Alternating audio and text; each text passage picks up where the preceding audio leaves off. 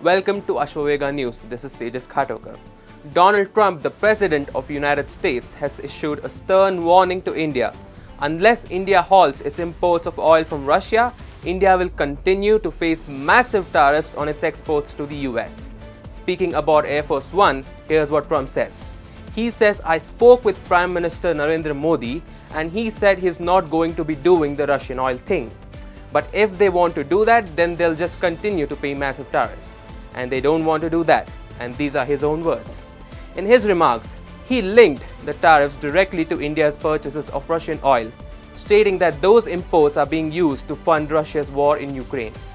Now, the US maintains that Russian petroleum exports help finance Moscow's military campaigns in Ukraine. And by importing discounted Russian oil, countries like India are seen by Washington as indirectly supporting that war effort. The US is also using these tariffs as a way to pressure India during ongoing trade talks. Washington believes that buying oil from Russia, India is hurting its image as a trusted US partner. The US argues that countries purchasing Russian oil, especially at discounts, are enabling Russia's economic resilience, which in turn affects global sanctions regimes. The US is seeking to isolate Russia economically and sees Indian imports as a weak link.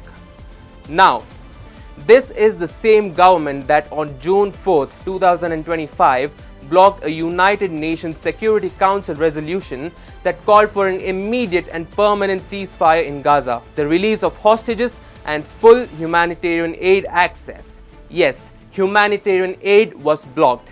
Every other member of the Council, 14 countries, voted in favor, but the US used its veto to stop it from happening. Does the US really get to preach any other country about possibly funding a war when destabilizing the Middle East is like a normal Monday morning routine for the US government? Additionally, the United States holds the largest voting share in IMF's executive board and has substantial influence over IMF decisions.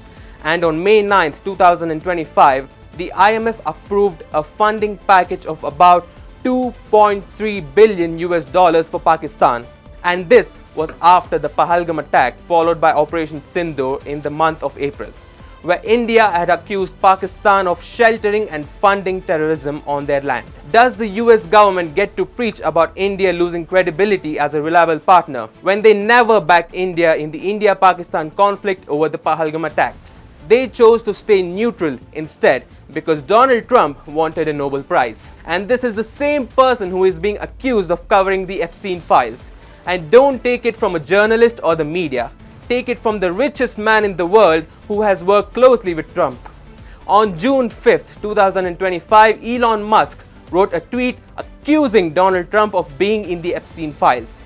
His exact tweet was this: "Time to drop the really big bomb. Donald Trump is in the Epstein files. That is the real reason they have not been made public. Have a nice day, DJT," he said. He initially doubled down on the claim as well, writing in a follow-up message, "Mark this post for the future, the truth will come out," and of course this tweet disappeared overnight. And to speak about a reliable partner, Russia and Soviet Union has always backed India. It has backed India since every instance 1971 when the US sided with Pakistan and sent their naval fleet to Bay of Bengal with orders to bomb the Indian army. The Soviet Union sent their naval fleet armed with nuclear power, which forced the US to stand down. India will continue to buy oil from Russia, and a country like the United States has no right to preach peace. The US has taken every opportunity to support violence and destabilize the Middle East, whether it's the search for weapons of mass destruction in Iraq 2003 or providing $21.7 billion in military aid to a country like Israel. India firmly rejects the notion of having made a commitment to stop buying Russian oil as described by Trump. Officials in the Indian Foreign Ministry say they are not aware of any such conversation.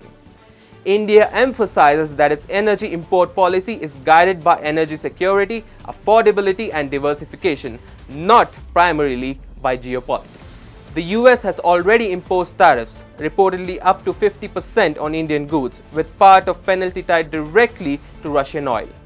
Meanwhile, Indian refiners and energy companies say that any abrupt stops in Russian imports would risk fueling cost pressures for Indian consumers.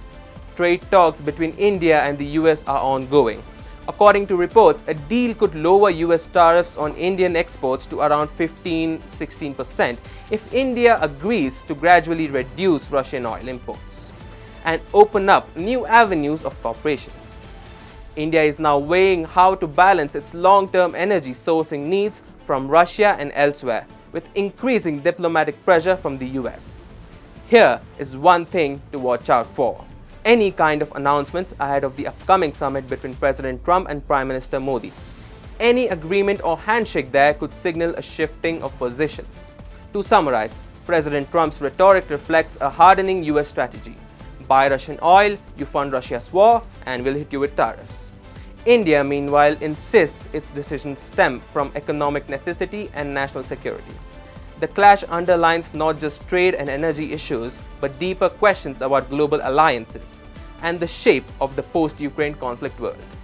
We'll continue to monitor the story closely. I am Tejas Khatokar and this is Ashwaveega News. Stay tuned for more updates.